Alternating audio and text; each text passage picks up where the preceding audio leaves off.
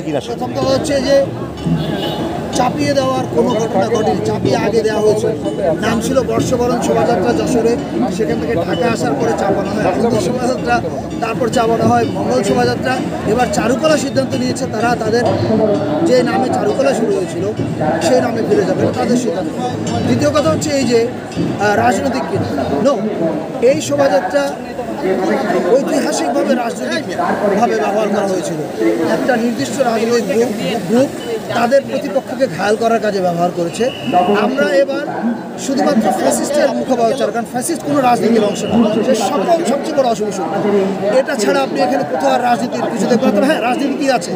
বাংলাদেশের রাজনীতি, অর্থাৎ আপনি বাংলাদেশের সকল জনগোষ্ঠীকে দেখবেন, বাংলাদেশের সকল ঐতিহ্য, মানে সেই আকবর আমলের ঐতিহ্য, এর সুলতানি আমলের ঐতিহ্য, এর পরের ঐতিহ্য, মানে সব কিছুর মিশ্রণ আপনি এখানে দেখবেন। ফলে টিপিক্যাল ন্যারো রাজনৈতিক দৃষ্টিভঙ্গি এখানে নাই। Thank you.